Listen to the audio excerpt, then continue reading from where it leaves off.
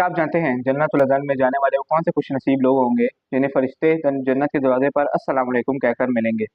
और वो कौन से 7 अमाल हैं जो आम इंसान को उलुल अलबाब में शामिल कर देते हैं, और कैसे शानदार फैमिली रियूनियन उनका जन्नत में इंतज़ार कर रहा है। अस्सलाम वालेकुम। आप देख रहे हैं कुंज़ुल ईमान कुरान, जहाँ हम कुरानी दस्तान और अहकाम को आला हज़रत की तफसीर के साथ समझते हैं। तो आइए शुरू करते हैं आज का रूहानी सफ़र कुंज़ुल ईमान के साथ। अस्सलाम वालेकुम। आप देख रहे हैं कुंज़ुल ईमान कुरान, जहाँ हम कुरानी दस्तान और अहकाम को आला हज़रत की तफसीर के साथ समझते हैं। तो आइए शुरू।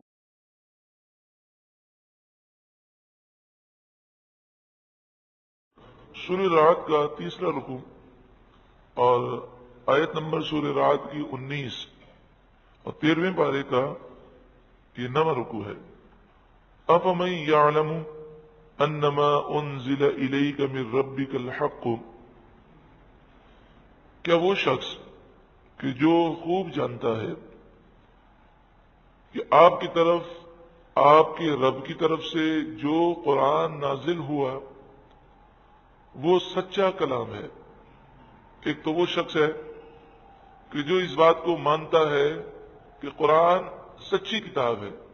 क्या वो शख्स कमन हुआ आमा, उस शख्स की तरह हो सकता है जो अंधा है, जो कुरान को सच्ची किताब नहीं मानता, वो और जो सच्ची किताब मानने वाला है, क्या दोनों बराबर हो सकते हैं?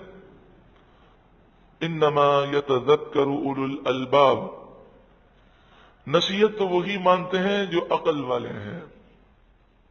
बड़े से बड़ा दुनिया में बेवकूफ होगा ना, वो अपने आप को सबसे बड़ा अक्लमंद समझेगा। अगर तजर्बा करना हो तो पागल खाने में चले जाएं। हर पागल अपने आप को अक्लमंद समझता है, बाकी सबको पागल समझता है। तो मैं कहूं मैं अक्लमंद हूं, आप कहें हम अक्लमंद हैं, हर कोई यही कहेगा। खैर आजिज़ी करनी चाहिए, लेकिन जबानी कलामी तो हर कोई कर लेगा, लेकिन कोई भी अपने आप को बेवकूफ मानने के लिए तैयार ही नहीं है। ये यहूदी भी कहते हैं हम अक्लमंद हैं, ईसाई भी कहते हैं, हिंदू भी कहते हैं, सब अपने आप को अक्लमंद ही समझते हैं। आइए हम कुरान से समझें अक्लमंद कौन है। जिसे अल्लाह अक्लमंद कहे वही अक्लमंद है, और इसके अलावा कोई अक्लमंद नहीं है। उलुल अलबाब अक्लमंद कौन है? अल्लज़ीना यूफून बिअहदिल्लाह, अक्लमंद वो लोग हैं जो अल्लाह के अहद को पूरा करते हैं। जो उन्होंने अल्लाह से अहद किया, जो कसमें खाई, जो वादे किए। जब हम कलिमा पढ़ते हैं ला इलाहा इल्लल्लाह मुहम्मदुर रसूलुल्लाह, तो ये भी तो अल्लाह से अहद है कि हम अल्लाह ही की फरमाबरदारी करेंगे। वला यनकुदूनल मीसाक, और वो मुआहिदा करके तोड़ते नहीं है। मीसाक बात को पुख्ता करके तोड़ते नहीं है। अक्लमंद कौन लोग हैं? वल्लज़ीना यसिलून मा अमर अल्लाह बिही अन यूसला, जिसके मिलाने का अल्लाह ने हुक्म दिया वो मिलाते हैं। जिसके जोड़ने का अल्लाह ने हुक्म दिया वो उसे जोड़ते हैं। यानी जिन लोगों से ताल्लुकात रखने का अल्लाह ने हुक्म दिया वो उनसे ताल्लुकात रखते हैं। यानी अपने मुसलमान भाइयों से, दोस्तों से, मुसलमान सहीउल अकीदा रिश्तेदारों से। वयख्शौन रब्बहुम, और वो अपने रब से डरते हैं। अपने रब से वो डरते हैं। डरने से ये मुराद है कि वो गुनाहों से बचते हैं। कोई देखे या ना देखे, उन पर रब का खौफ है, रब हमें देख रहा है। वो यखाफून सूअल हिसाब, और वो बुरे हिसाब से डरते हैं। वल्लज़ीना सबरू इब्तिग़ाअ वजहि रब्बिहिम, और ये वो लोग हैं जिन्होंने अपने रब की रिजा को हासिल करने के लिए सब्र किया। आदमी बदला ना ले सके और सब्र करे, ये भी अच्छी बात है।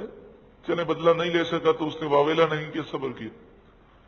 लेकिन बदला ले सकता हो फिर भी अपनी जात के लिए बदला ना ले और सब्र करे, तो ये बहुत बड़ी बात है। तो सब्र जब भी हो, लोगों को दिखाने के लिए, वावा लोगों की लेने के लिए ना हो, इब्तिग़ाअ वजहि रब्बिहिम, अपने रब की रजा चाहने के लिए। वह अक़ामुस सलाह, और वो नमाज कायम करते हैं। उन्होंने नमाज कायम की। وَأَنفَقُوا مِمَّا رَزَقْنَاهُمْ، اور جو ہم نے انہیں دیا اس سے انہوں نے خرچ کیا، سرًا وعلانیہ، پوشیدہ بھی خرچ کیا اور سب کے سامنے بھی خرچ کیا۔ وَيَدْرَؤُونَ بِالْحَسَنَةِ السَّيِّئَةَ، اور وہ برائی کا بدلہ بھلائی سے دیتے ہیں، برائی کو بھلائی سے ٹالتے ہیں۔ یعنی کوئی آپ سے برا سلوک کر رہا ہے تو ذاتی انتقام آپ نہ لیں، بلکہ اس کے ساتھ اچھا سلوک کریں، تو ایک نہ ایک دن اس کے دل میں اللہ تعالیٰ نرمی کو پیدا فرما دے گا۔ اولئک لہم عقبی الدار، یہی لوگ ہیں جن کے لیے آخرت کا نفع موجود ہے۔ جنات عدن، ہمیشہ رہنے کے باغات ہیں، یدخلونہا، وہ اس میں داخل ہوں گے، ومن صلح من آبائہم وازواجہم وذریاتہم، اور جو نیک ہوں گے ان کے باپ دادا میں سے، ان کی بیویوں میں سے، ان کی اولاد میں سے، وہ بھی ان کے ساتھ جنت میں داخل ہوں گے۔ جنت میں اگر ایک شخص اعلیٰ درجے پر ہے اور اس کا کوئی قریبی رشتہ دار یا اس کے دوست احباب میں سے کوئی جنت میں تو ہے لیکن بہت دور ہے، ادنا درجے میں ہے، تو اللہ تبارک و تعالی سب کو اعلیٰ درجے میں اس کے صدقے میں جمع فرما دے گا۔ والملائکہ، اور فرشتے، یدخلون علیہم من کل باب، ان پر ہر دروازے سے داخل ہوں گے، چاروں طرف سے فرشتے آئیں گے، سلام علیکم بما صبرتم، اور کہیں گے جو تم نے صبر کیا اس پر تمہیں سلام ہو، سلامتی ہو تم پر، یہ صبر کا بدلہ ہے۔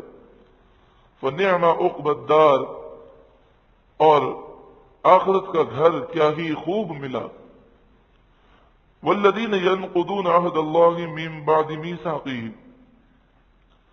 اور وہ لوگ کہ جو اللہ سے عہد پختہ کرنے کے بعد توڑ دیتے ہیں، وَيَقْطَعُونَ مَا أَمَرَ اللَّهُ بِهِ أَن يُوصَلَ، اور جس کے جوڑنے کا اللہ نے حکم دیا وہ اسے کاٹتے ہیں، وَيُفْسِدُونَ فِي الْأَرْضِ، اور وہ زمین میں فساد، بے چینی، انتشار پیدا کرتے ہیں۔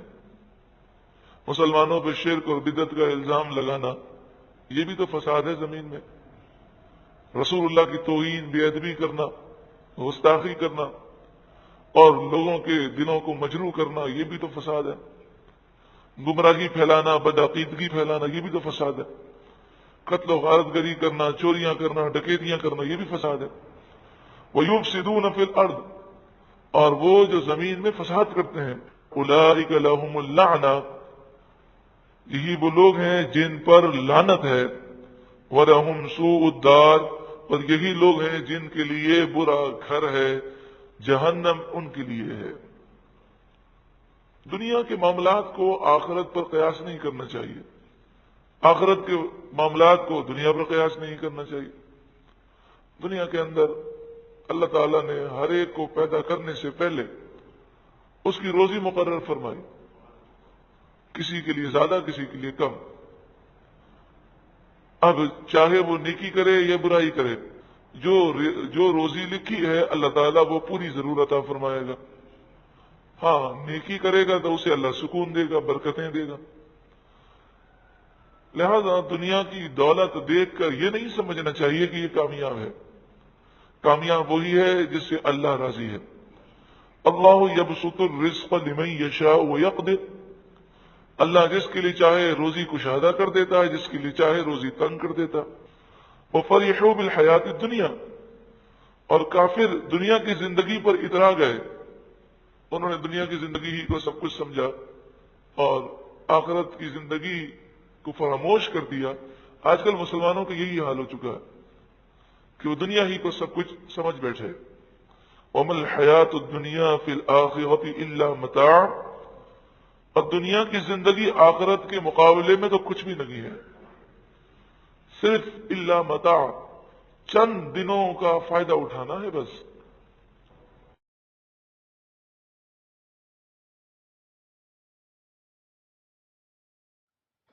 آج کی اس تفسیر میں ہم نے سیکھا کہ اللہ تعالیٰ کے نزدیک سب سے اہم اس کے رشتے جوڑنا اور ہر مصیبت کے وقت صبر اور نماز سے کام لینا۔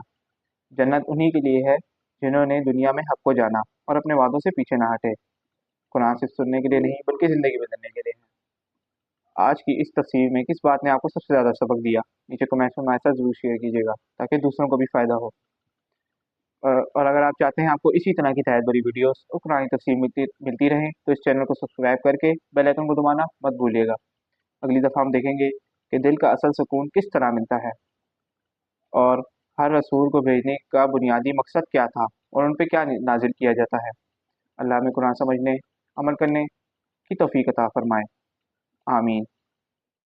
درود پاک پڑھ لیجئے۔ مولایا صلی وسلم دائما ابدا علی حبیبک خیر الخلق کل